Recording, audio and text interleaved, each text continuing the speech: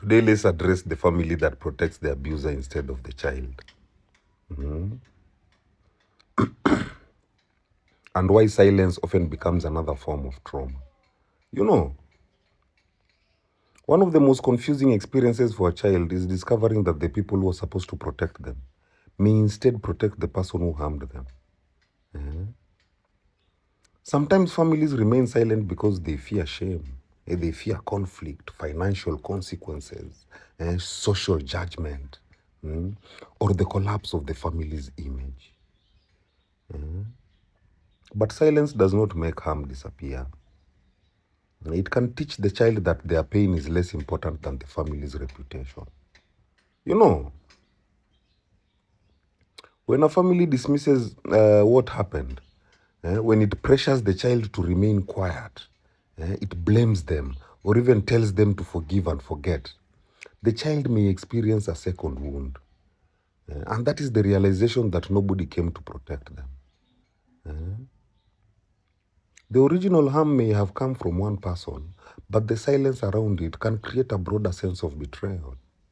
You know, the child may begin questioning their own perception. Eh? Did it really happen? Am I exaggerating? Or why does anyone believe me? You know, over time, this can affect their ability to trust. It can affect their ability to communicate boundaries and even seek help. They may become extremely protective of the family secrets while carrying emotional burdens they were never supposed to carry. You know, psychologically, children depend on adults to help them understand what is safe and unsafe. When adults deny or minimize harmful experiences, the child can develop confusion around boundaries and responsibility.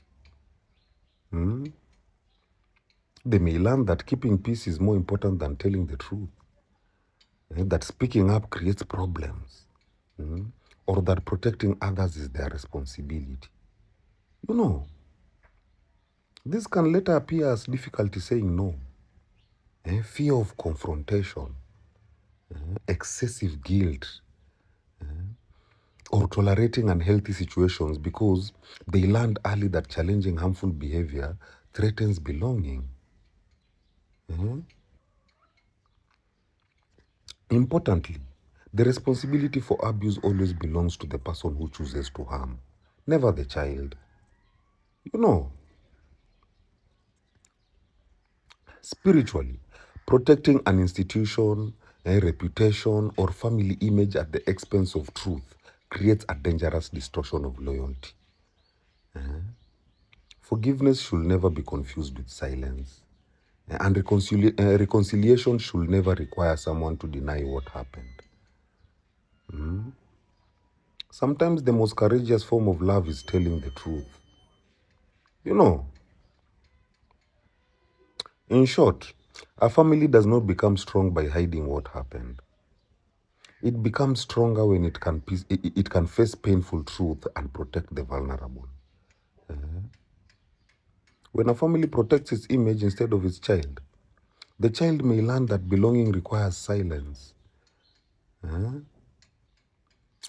Healing begins when they discover that their voice was never the problem. You know, my people, hail. Hail.